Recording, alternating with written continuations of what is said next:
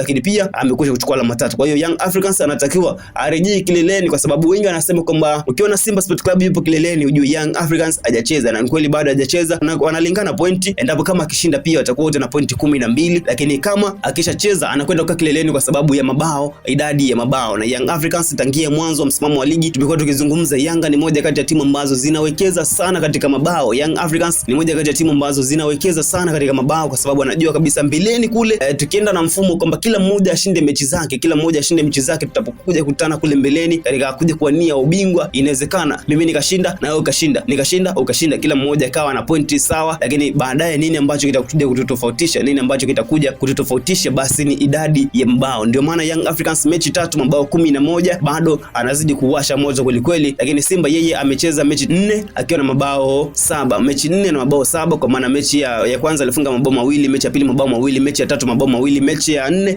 ambayo ilikuwa ni mechi ngumu dhidi ya Coastal Union kwa bao 1. Kwa hiyo ana mabao 7 Young Africans katika michezo mitatu, ana mabao 11. Tayari umekwisha kuona utofauti wa mabao kati ya timu hizo mbili, Kwa hiyo Young Africans anawekeza sana kwenye mabao ili kuhakikisha kwamba anakwenda kutoa alama 3 mbele ya mpinzani wake, lakini pia anajihakikishia vita ya ubingwa mbeleni. Kwa hiyo kila timu itakuwa pambani kuhakikisha kwamba mabao yanapatikana. Ni Young Africans ya Peter Shalulile, ni Young Africans ya Albert Kangwanda, ni Young Africans ya Maxim Pia Nzengeli, ni Young Africans hiyo ya Stefan Kiazizi ambaye hajacheza, ni Yanga ambayo ya Chuga Boy ambaye bado kocha kama hajaridhika, lakini kumbuka ni Young Africans ambayo ina wachezaji kama yao kwa Setola yao, jeshi unaweza kumuita hivi. Ni Young Africans ya wachezaji bora kweli kweli. Kwa hiyo sisi tunasubiri kuona itakuwa ni mechi ya namna gani, na Young Africans anakwenda kuweka rekodi gani ama anakwenda kuandika rekodi gani katika mechi ya siku ya leo. Mechi ni saa 3 kamili za usiku, Young Africans dhidi ya Pamba Jiji. Itakuwa ni mechi gani au wewe unampa nani? Tuambie kupitia uwanja wa comment hapo katika Iroyo Television. Jina langu ni Manuel Pasco, mwenyeji katika ofisi za FIFA. Niseme asante kwa ambao mtutazama kuanzia mwanzo hadi tamati mwa video hii. Kumbuka tunapatikana Instagram kama Iroyo Television, tunapatikana YouTube